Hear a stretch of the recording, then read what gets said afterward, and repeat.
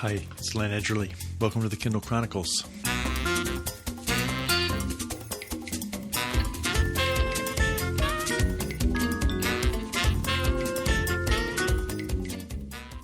This is episode 614 on Friday, May 8th, and I'm recording in Ocean Park, Maine. If you are like me and Darlene, you may be spending a lot of time on Zoom these days as we are all staying at home, but also staying in touch with people through this really robust video conferencing platform that was well positioned to play a very dominant role in connecting us all during the pandemic. That's why I'm excited to bring you a look at one quite sophisticated user of Zoom. It happens to be my alma mater, Harvard University, specifically the Harvard Graduate School of Education, HGSE, or the Ed School. And that's where my daughter Sarah's life partner, Josh Bookin, has played a key role in a quick and well-planned shift to remote teaching during the pandemic for the education school at Harvard. I couldn't help but dive deep into some of the details of how to use Zoom well, and I'm also just fascinated to see an institution like Harvard reacting so quickly and putting in place things which have brought into relief what is really the task of teaching and how can these technological tools open up new doors, which, as you'll hear, there's some possibility might have quite an impact in the future as well beyond the pandemic. Also this week, I'm going to start out with a tech tip walkthrough on how to read a Kindle book to young readers remotely. And this is based on an experience that Darlene and I had this past week. We had the desire to read a book remotely to our grandchildren, Jake and Ryan, who are 6 and 4 years old. They're down in Cambridge. And avid readers, we've loved reading real books to them in person over the years. But I finally figured out a way that's worked out quite well using Zoom as it happens, and I'll tell you how that worked out, and maybe it's something that would be of use in your family as well. So let's get started. For the tech tip walkthrough on remote reading to grandchildren, you can do this with anybody. I want to tell you what I set up for Darlene and me and our grandsons Ryan and Jake. I've tried a couple of ways that didn't work out quite so well, but the method that I settled on involves 2, possibly 3 pieces of hardware and the Zoom teleconferencing program. In Cambridge, my daughter Rue has an iMac set up on the dining room table, so that's a big, handsome Apple screen. So that's where Ryan and Jake sit at the table when we're going to read them a story. Here at Ocean Park, there's 2 ways to do it, and it would be possible to replicate most of what I did with a single iPad. You could also do it with a laptop, but I found it easier to do it with the iPad Pro. This is partly because I really enjoyed getting to know this iPad Pro that I bought about a month ago. And as an alternate, Darlene also has a new iPad because I thought that she could use it for quilting some of the things, and she's enjoying it quite a bit. So we had actually 2 iPads here at Ocean Park. I set up a Zoom meeting, and I sent the information to Rue so that she could click on it in an email on her computer. I had started the meeting on my iPad, and then I also sent an invitation to Darlene on her iPad. So once all 3 of us were entered into the meeting as participants, I could see Ryan and Jake, and I could see Darlene, and then I clicked on the share screen button on my iPad. Before that, I had queued up a book that was a Kindle book that Darlene had found, and the kids are really loving Star Wars these days, so it's called DK Readers L2, Star Wars, R2-D2 and Friends by David Fentiman. It's 32 pages, and the age level is 6 to 8 years old. Ryan and Jake are kind of advanced for reading, and it costs $2.99 on Kindle. Once I had the book set up on my iPad, I couldn't see a video image of Ryan and Jake. And I think there might have been a way to do that, but I wanted to have the whole screen set up on the book so that as I read the book, I would be seeing what they were seeing. Darlene, on her iPad, could see the book, and so she was seeing the pages I was reading, and she could also see a video of Ryan and Jake, and so she could see, have they left the table, or are they still engaged, and they could see her as she was sitting there, and I think they could see me as well. I can't remember that piece of it, and we set it up so that I muted probably Darlene's iPad, so we were just getting the microphone on my iPad to go in. What was fun, because this was a children's book, I'm not sure this would work for all kinds of books. I think maybe these books are sort of PDFs. I could zoom and pinch the image on the screen so that if there was a picture of R2-D2 and I was reading that part, then I could zoom in so that their whole screen was showing this very nicely well done graphic of the little robot. And I could even kind of move it in and out and create some almost animation of it as I was talking.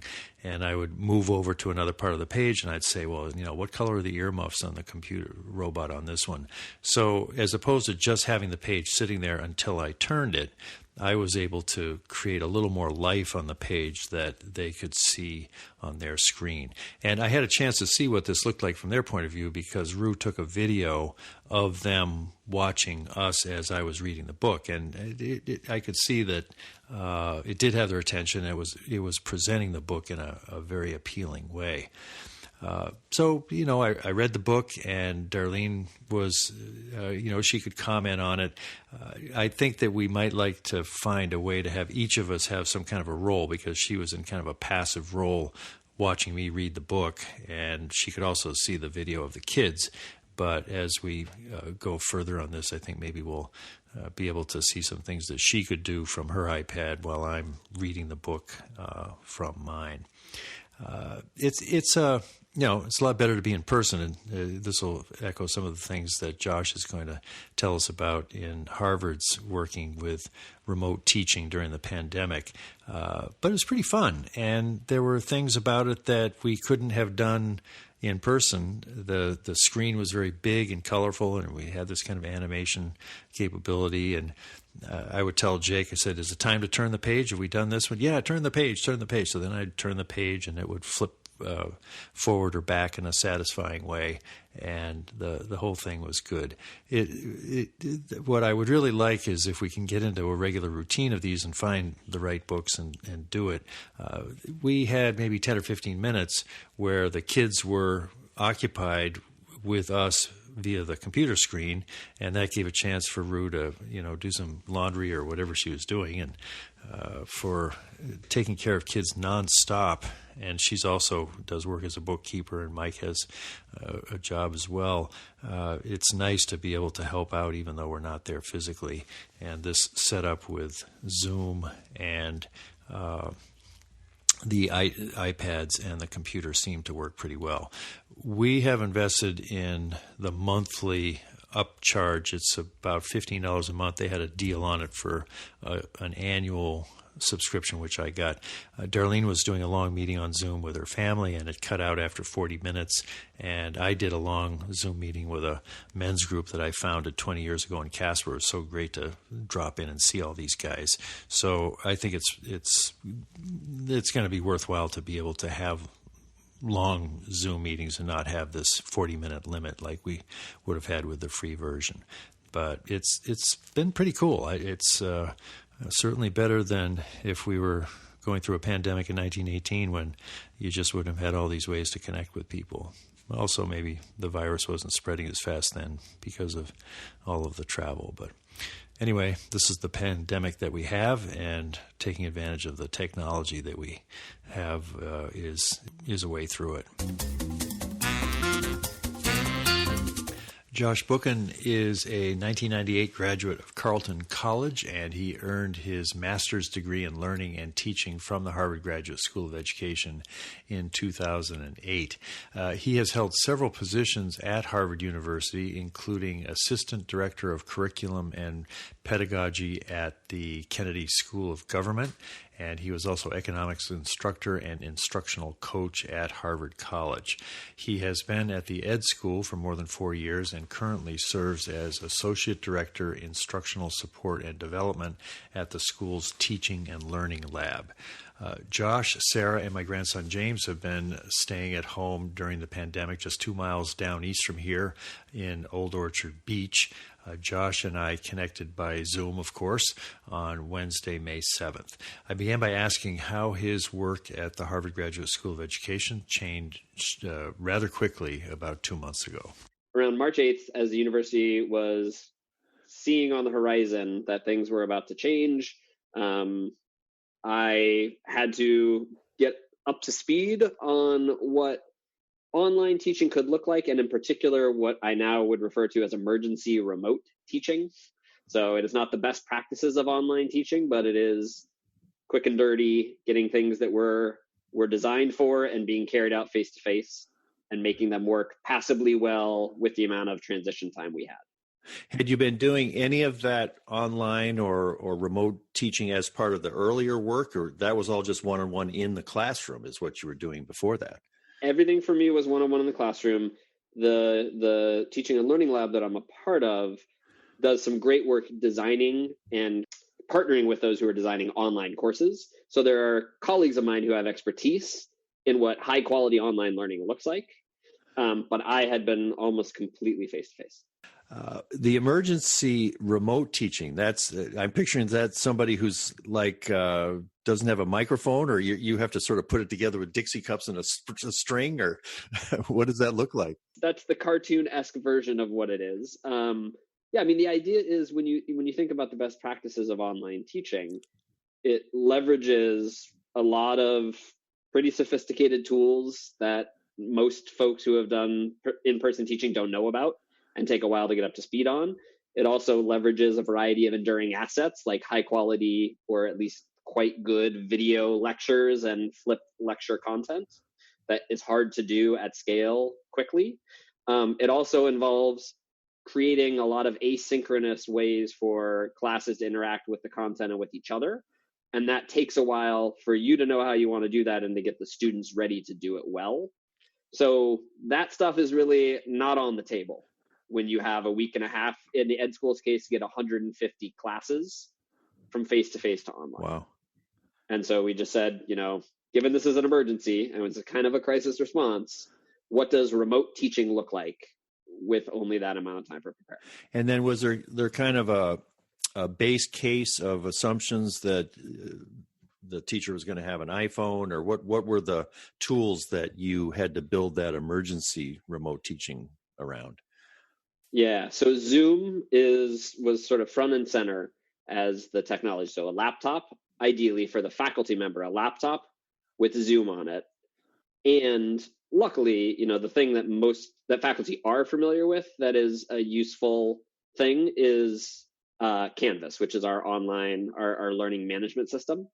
So combine Canvas, where everyone puts their assignments and their readings and can give announcements and things like that, with email, which people are very familiar with, and then with Zoom. That is sort of the base set of assumptions, and that students will be either through their phone or the computer be able to get on Zoom. And the Canvas piece, does it cover like putting up a slide during a lecture, or is that more kind of organizing the materials before they even go to the class? So it's more organizing the materials before they go to class. So if I created a PowerPoint and I wanted you to follow along, I could put it on Canvas and you could download it and have it. If I wanted to do the PowerPoint during the session, what Zoom does, which you may know, is I have the PowerPoint open and I share my screen. So they're watching my version of the PowerPoint as I animate it and move it forward. Yeah. Well, now around March 8th, when you had to make this sudden move, was there a possible plan B to using Zoom? Or I'm sort of amazed that all of a sudden we were all using Zoom, and I hadn't even heard about Zoom, I think, before March. What did the choices look like at that point that you were reaching for something that was ready to do this? Luckily, web conferencing at a place like HGSE has been, part of our ecosystem for a while. And, it used to be more, I forget if it was WebEx or, one of those sort of larger providers. But Zoom had sort of taken over in the last year, and Oh. it was definitely more user-friendly. The university had gotten everyone Zoom licenses, not because of this, but because video Oh. conferencing is an important, set of tools for staff in particular.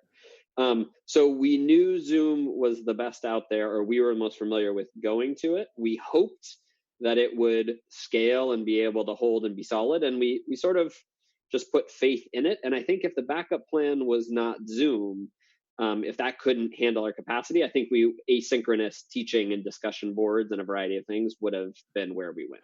That you would have had to give up the actual kind of having a gallery of videos and all that. There just wasn't a good option to Zoom for that. I mean, if there was a reason that Zoom failed, and then we could go to Google Meet, or we could, try to go to BlueJeans or WebEx, we could do that. But anything that would cause Zoom to fail, but for sort of the company having a huge bug and problem, was going to be a problem with any of these kind of things, where you take a decent amount of bandwidth for everyone, for the student and the faculty to all be on there.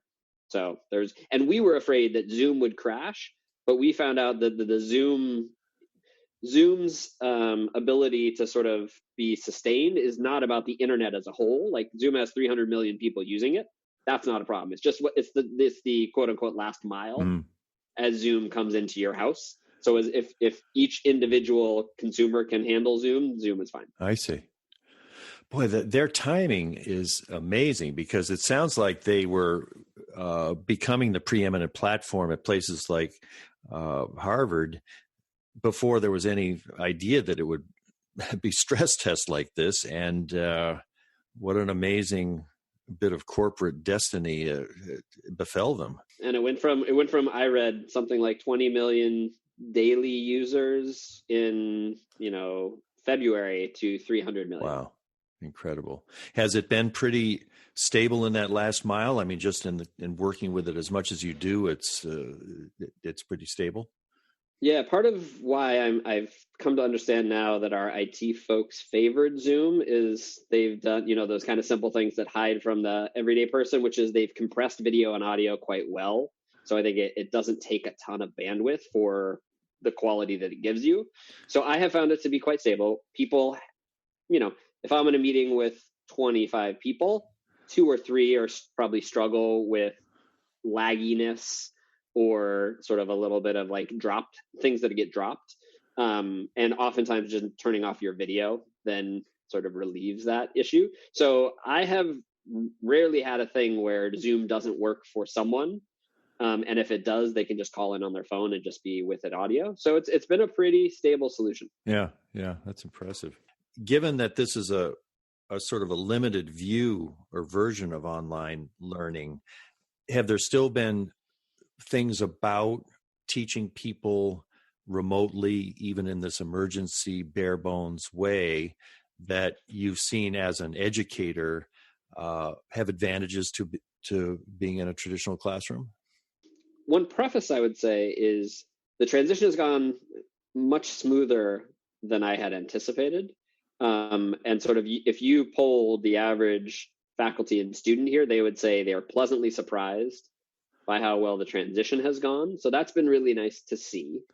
It is, within the context of so many things going south in the world, and being afraid that we were going to lose pretty much everything of the classroom community and what makes HGSE special. So it isn't, I don't think it is reaching the same bar as what we could do in person, but it's been pretty good. And if I looked for things that are at least as good, if not better, I would say one thing is it actually can be really nice to see people in their home environments. There's a little bit less, it flattens some of the hierarchy of faculty and students, because there literally isn't a front of the classroom. You're sort of seeing everyone in the same box. Yeah.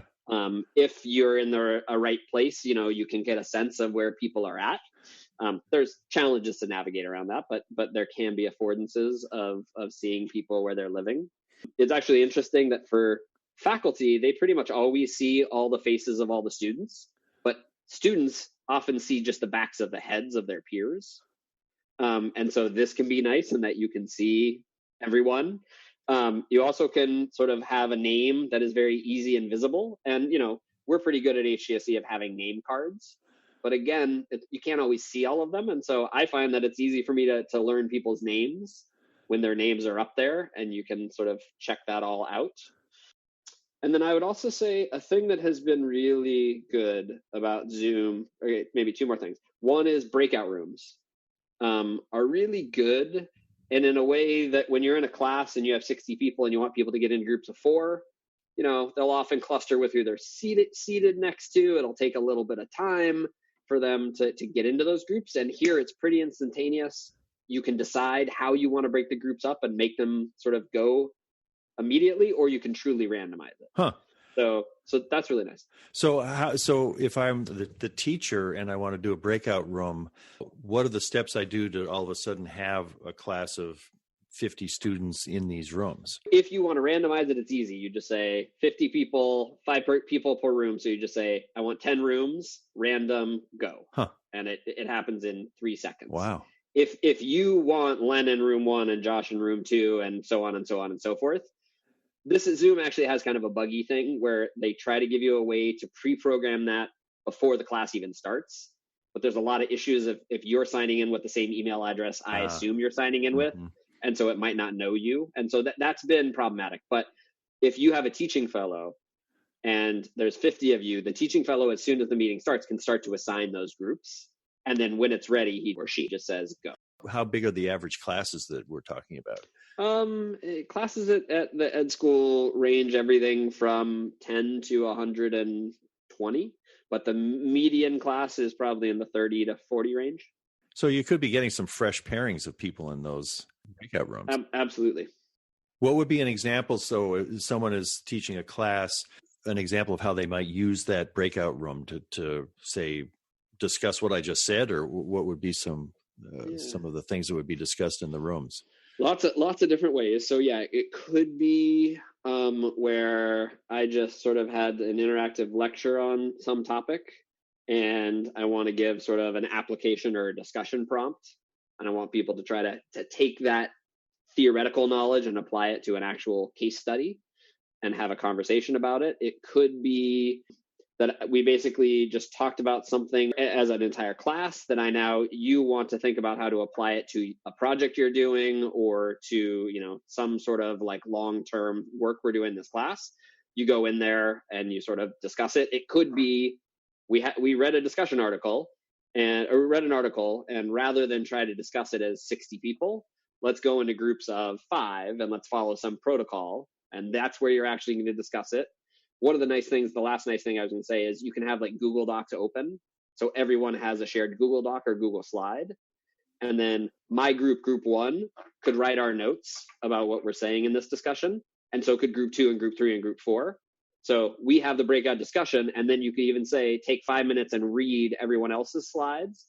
Now let's come back as a big group and say, what are the big similarities? What are the big differences? What do you disagree with, across groups? That's a rich set of things that can happen. I can see more easily online than in a physical classroom. Small groups still work great in a classroom. And one of the things that is really nice, I don't want to paint the picture. I'm a huge advocate of face-to-face teaching. And one of the things that I think can be tricky is in the classroom as an instructor, I am hearing the noise and where the energy is. I can often hear what groups are saying without even like having them know that I'm looking, because I'm just standing in the middle of 10 groups and I can kind of just listen in. I can just be writing some notes and I'm hearing what they're saying. I can actually go over and sort of get down at their table level and they can see me coming and it feels sort of friendly and whatever. And then they know that I'm in the room. So there's some accountability. And online, you're kind of in your own little echo chamber. Yeah. You can forget that there's everyone else out there. You can forget that you're in a really formal class setting because you're in your own, bedroom on your laptop. And it's hard if I, as an instructor, want to parachute in. It's very sudden. It's sort of like the Wicked Witch of the West, like popping on your screen. Yeah. So there are things, and then so it's the accountability piece, the motivation piece, the feedback piece, the reading the room piece. That there are ways to make it not bad online, but it's hard to make it as good. Yeah, I can see that. It's interesting too when you said the the teacher's at the front of the class physically, and with everybody in the gallery mode, it's like everybody gets to be in the front of the class looking at all of the faces of their peers and the students instead of, as you say, the back of the head. Yep. The gallery view is fascinating to me. I love seeing all these people that I know in a meeting, but that I get more out of a meeting if I use the speaker view, because then I'm actually watching the person who's speaking. What are some differences between the gallery view and the speaker view in your own use of Zoom? Maybe not just in the classroom, but just I assume that you've clocked more hours on Zoom than the average civilian. I would assume so. How do you use speaker view versus gallery? Yeah, and I'm thinking about it both as a teacher and just as a professional. I mean, I find, especially if I'm in a meeting with a limited number of people, say 5 or 6, which is a ton of what my meetings are, I actually find gallery view to be easier because they're still pretty large when you have 6 folks. And then you can kind of see people's expressions and nodding and how they sort of respond to each other.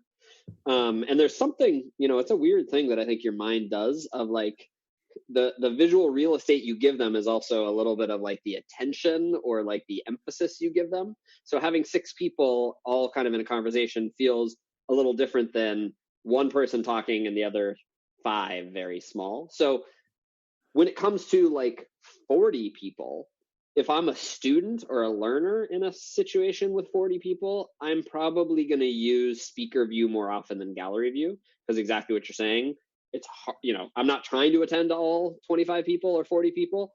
And if I really want to be dialed in and not multitasking, one person looking almost person size like that's in the center of my screen seems really powerful. If I'm an instructor, I'm still probably almost always using gallery when I'm doing anything discussion-y or engaging in the group, because I kind of just want to see body language, posture, nodding, disagreements. I even sort of have people do hand signals or things that they pop up on their screens. Mm-hmm. People can do thumb raised or things like that, or hand raised for questions. So I just want to be able to keep reading the room. Yeah, that makes sense. The other thing that I notice about myself, which is a measure of my egotism, I suppose, is the number of times I glance at the vision of me to make sure that it's filling the frame and the light is right. And sometimes I think, well, that's ridiculous. I should just turn me off and look at the other people. But what are the pros and cons of having your own image up there and how to not have it distract from what you should be doing? Yeah, I have found, so personal preference is, for example, I have my own view right now hidden because I know I'm framed decently well. If I was feeling like I wanted to relax and I lean back here, I would probably pop it back up again to make sure that the screen is not off. But as long as I'm sitting in the same place, I know that you can see me well enough. I also know that we're doing an audio interview and not a video interview. Mm-hmm. So I'd probably have it up if we were doing video. But I do feel like right now I'm able to keep more engaged, realistic conversation with you if I'm not also watching myself, because I have 40 years of focusing on the person I'm talking to and not sort of like critiquing my own posture at the same time. Yeah.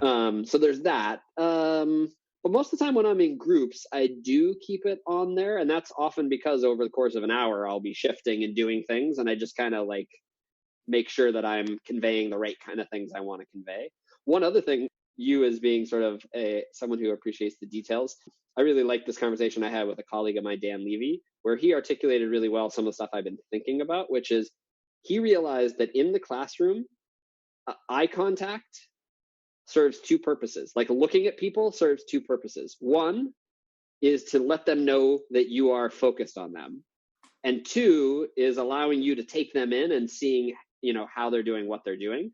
Zoom strangely, or the computer with Zoom strangely disaggregates those 2 things. If I'm looking right at you right now, Len, I'm actually not, it doesn't look like I'm looking right at you because your picture is not where the camera is. Yeah. So if I want to really be in tune with what you're like thinking, feeling, and reacting, you won't experience me looking right in your eyes. Now I'm looking you right in your eyes, but I'm actually not looking at you. I'm now looking at my green light. And so it is really hard to get both things accomplished, which is especially if you're teaching 40 people, little things can help keep them engaged, but you also need to get the feedback from them. So you're trying to do these two things at the same time. Wow. So my colleague, Dan, what he did is he actually put a camera in front of his laptop. So he put like where he would usually be speaking to people behind the camera. So for him, it was weird because it was slightly obscured. Yeah. It allowed him generally to look much more like he's looking at them while still being able to see them. Yeah, he doesn't have that split between where he's looking and where it looks like he's looking. Exactly. Huh, that's brilliant. Yeah. Well, what other tips, pro tips for helping a teacher or students too? You're going to be looked at on your screen. I've seen some people say, try to have your laptop be at eye level. What are sort of the basic tips on how to come across looking like you know what you're doing on the screen? Yeah, let me just take a few notes here. Let me just think. There's a few different things. Okay, so some things come to mind. So one of them is just all those technical things, a lot of which we've been talking about right now, and it's good lighting, where the lighting is coming from behind the computer. It's having the laptop up at sort of ideally eye level. Good audio is as or more important than good video, thinking about what's in the background. So there's all those kind of things, which, I think are important. They're helpful if they are augmenting the core things that need to be done. They're not that helpful if it's the style and not the substance. But so in terms of the substance, I mean, things I would say, especially for people who are teaching, one thing is really important, and this is critical in in-person classrooms, but even more so online, is norms of engagement. Like, what does it look like for you to be a student or a learner in this environment? Does it mean your camera's on or not? Or does it mean if you can't have your camera on because of personal circumstances, you just need to tell me that, so I just don't assume that you're multitasking? Is it about eye contact on the thing versus like looking over here and I could be doing my email right now? How are we going to raise our hands? Is it going to be physically raise your hand, which is a problem because most times you can't see everyone on the screen unless you're a small number of people. Is it raising your hands on the thing? How are we using chat? Are we chatting with each other? Are we just chatting as a class? How am I soliciting questions? Do I want them? So there's all of these kind of things that are important in class, but because you're now spread across possibly the world, and in your own home environment with a variety of distractions, important to look like, what does being a good learner in this space look like for the benefit of us as a community?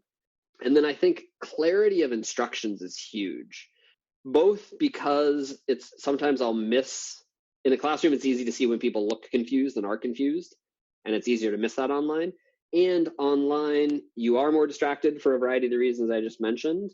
And if, for example, you go into breakout rooms, whatever was being shared in the main room isn't visible in a breakout room in Zoom, for example. So having really clear instructions so people know what they're going to do and they can keep referring to it is very important. And so when I send people into breakout rooms, or when I talk to faculty who are doing it, it's like, 15 minutes in the breakout room. What do you want them to do for the first? How do you want them to introduce each other, if at all?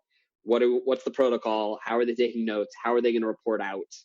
All of those things, just being really clear. And even clear on, like, if you lose a connection, here's how you should get back in. Or if something bad happens and we all drop a connection, where do we try to meet back in the Zoom room? Should you look to Canvas, our learning management system? So having all of these ways in which you sort of know what you're doing. I think a huge thing and is the teacher presence. And so that is, what does eye contact look like? How am I reading you? How am I showing enthusiasm? One of the hardest things for me thus far, and I think it's pretty common, is when I'm sort of doing what I would call like a lecturette, or sort of like a short lecture, you're not getting the same kind of feedback you usually get in the classroom. Like, a lot of people are on mute, which is the best practice. But so you're not hearing mm-hms, or like you're not seeing a lot of that sort of energy. You're often not getting a lot of laughter. It's like, it's just a more sterile environment. So it can sort of feel like you're flopping, even if you're doing just fine. But so it's really important to sort of like have the confidence to be energetic, to really sort of like pull from the best parts of yourself. So some people even like standing up while they're doing it to be more energized, because you can feel a little more lethargic, some folks in their chairs. And I do the same thing that I do. And, this is like good Jewish custom, and probably many other things. I talk with my hands, Mm-hmm. and animate and just try to let that energy in. And then the last thing I'd just say is community. Like, especially for if something starts in the summer or the fall that's fully online from the jump, it's really important for people to get to know each other and to feel accountable to each other, to really sort of lean into making the online experience as effective as it could be. And so it is not as easy to build community because people aren't wandering, in our case, they're not wandering Appian Way, they're not sitting in the Gutman cafeteria, they don't come into class 10 minutes early and leave 15 minutes late. Or even if you do, there's 17 people on Zoom and it's kind of awkward to be like, hey, is your name Len? Nice to meet you, because everyone else is listening. So That's how right. do you consciously construct opportunities for people to get to know each other? And it can be as simple but intentional as, if you have like a coffee break or a break, you can say, take 5 minutes to go to the bathroom or whatever you need to do. And for the last 10 minutes of the break, you're going to return and just be in breakout rooms, just so, with the 3 or 4 people there, Sure. you can just chat if you want to. Yeah. It's a chattable size. Mm-hmm. So just thinking of how you're going to build community so that people actually feel like this is more than a sort of like drop in, a little bit better than watching a TV show. That I saw something on the website information from HGSE about lean in or lean forward. It was behaviors that teachers can have to increase student engagement with online leaning. And I think what you've just said is about that. And I think it's sort of counterintuitive in my experience of it, because when I'm sitting here, I'm not feeling drawn to go forward and gesture. I'm feeling more passive than I think I might in person, especially in a small class. Yes. So it's almost a learned level of engagement with the camera and the screen and everything in order to have the overall energy of the experience be anything near what it might be in person. Is that kind of capture that phrase, lean forward, that a teacher needs to kind of learn how to do that to be effective in this space? Yeah, that feels right to me. And I don't think it is, put on a performance, Right. but it is, just increase the dial a few notches on sort of your authentic way of being and connecting. Yeah, that makes sense. Warm calling and cold calling. I remember that. I think that sent a shiver of recognition from my Harvard Business School days. Big difference between being cold called on and 70 students laying out the case. But that must be a distinction that happens in the physical classroom as well. But are there different dynamics and ways to decide when to cold call and when to warm call? What is the difference, first of all, then talk about it in this setting? So the idea of cold calling is you say a question and pretty quickly you say, Len, what do you think about that? So you, Len, haven't raised your hand and you're now on the spot. So cold calling is you didn't have any sense that I was going to call on you. Right.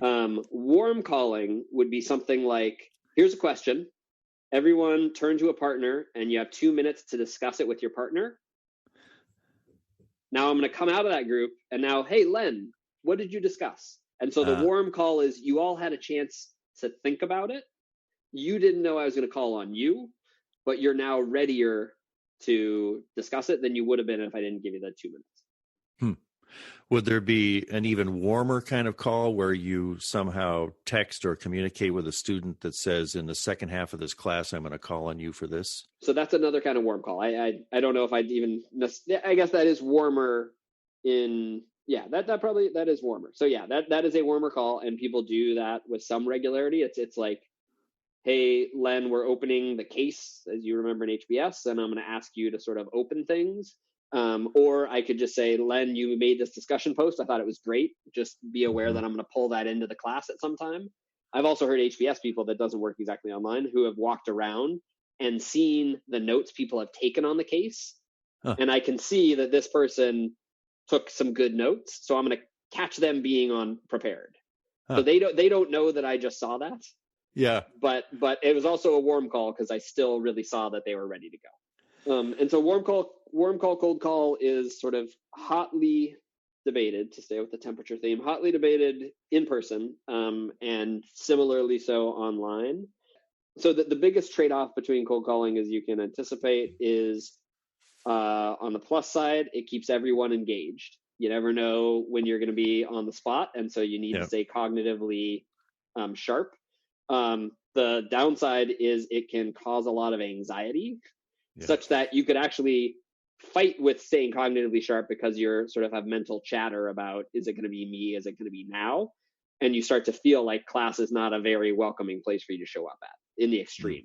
So that's a big balance. And for a lot of that reasons, it's like, if you cold call, you should do it not punitively, not to try to gotcha. You should move on gracefully and graciously if something's not going well, and you should truly randomize it, and create a culture where wrong answer. I always like to say, if everyone is answering all the questions I ask correctly, either you're in the wrong class or I'm asking the wrong question. Because the whole idea is for us to fumble towards improvements by being challenged to not get it right when we start. Yeah, exactly. So if you can create that culture, then cold calls can be really good. I've talked to some people who have cold calls in their arsenal who have found cold calling even more valuable online because it's just really easy to let your attention drift. I'm guilty of it. I'm not a big multitasker, but I multitask much more online in a meeting than I would in person, for a variety of reasons. So I think cold calling can be 1 degree more effective online, or I'd heighten the pro, because it really does give you incentive to stay keyed in. But to the degree that you can make it a warmer call, which is the nice thing about a warm call, the way that I first described it is 40 people will all be discussing the question. That's just good pedagogy. Yeah. Like, we've all been thinking about it. And now I can pull, the warm call is not just about keeping you cognitively involved. It's another good thing about cold calls. It's pulling in various people. Len, I haven't heard from you for a while. I'd love to hear your voice. I might just be thinking that in my head. Yeah. So they're both good tools. I wouldn't use either of them indiscriminately, but I think they may even be more useful tools online than they were in person. Do you have any sense in this, the kind of emergency remote teaching so far, lecture courses versus case-based courses, which ones tend to make the transition to this environment more effectively or more easily? Yeah, a big clarification would be the difference between lectures, like unidirectional lectures, versus conversational lectures, where there's a good deal of time for Q&A, ideas being solicited, time for practice, time for application. So transmissive unidirectional lectures have been debunked as being useful in general. Like, they're not good in person, they're not good online. It is a higher bar to do good conversational lectures online, just because, again, attentional focus and sort of ability to stay with things for a long time is harder online in general. And so if you try to lecture for a decent amount of time online, even if you do sort of pauses and engaging things in between, it can be a struggle.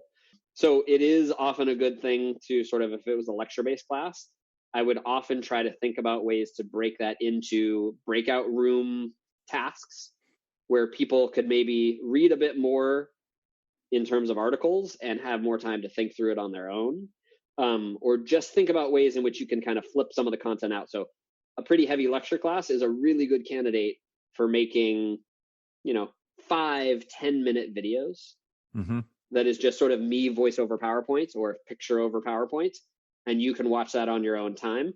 It didn't work this spring for emergency remote teaching for many people, but if we do this in the fall, there's definitely time for me, as someone who does a decent amount of lecturing, to create 5 or 10 up to 5 to 10 minute videos. So that's a good way to get some of that off. And then we can use the class to engage more around that, ask questions and deepen it. Discussions, I think they translate well if they're sort of a small seminar, 12, 15 people, that can translate pretty smoothly. But for the most part, I don't know if it's sad fact, but the reality is, in my experience, neither of those, discussion or lecture, translates very smoothly as is into the online setting. And that is why sort of breakout groups and tools like collaborative tools like Google Docs or Google Slides, or sort of a collaborative whiteboard tool, can be really useful. And if you think about like what the best of the best online teaching is, it's actually more asynchronous than not.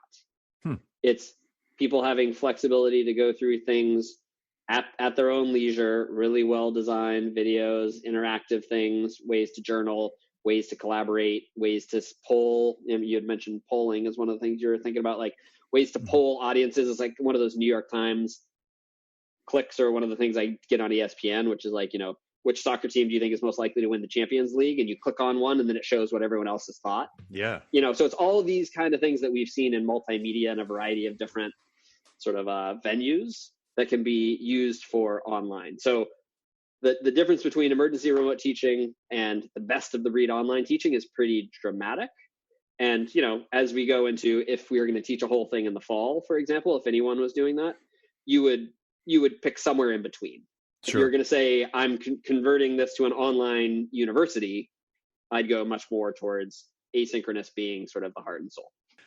Well, hopefully you're going to be back in a real classroom at some point. What are you going to most look forward to when you picture yourself walking into a classroom and transitioning from what you've been doing so far this spring and probably summer? If you don't mind, I'm going to take part of that question and part of a question you asked before.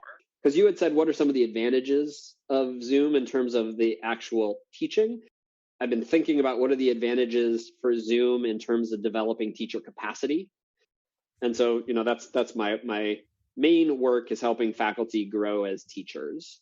Yeah. And I really appreciate this, you know, this opportunity. We wouldn't ask for it, but as it's been thrust on us, like we many of us have become very comfortable with how we teach face-to-face, and we've made some good, you know, theoretical frameworks that we build on, but we've also made some assumptions and some sort of embedded just defaults that we now kind of just coast by on. And in switching what we do face-to-face into the online space, we're often asking ourselves with a new perspective, why do I do it this way? Is this the best way to do it in the new medium? And I think eventually it's going to be, is this the best way to do it once I come back face-to-face? Wow. And so that's why your question connected to me. And so I'm really interested about faculty having a way to sort of reevaluate and reinvestigate anew sort of some of their assumptions and thoughts on teaching. The one other thing I'll say is, as a faculty developer, I'm always looking for ways to get to know more faculty who might not have been interested or needing to sort of have a conversation and reflect on their teaching with a thought partner. And so there's a variety of excellent face-to-face teachers who have never felt the need to reach out, who are now reaching out. And so that's the second part of, if I think about coming back into the classroom, the two things connected to what I just said is, one, I would love for people to be really thoughtful about what they're doing and why they're doing it. I would love for people to have a new set of online tools in their toolkit that they could use to free up class time to do the highest leverage, highest value things.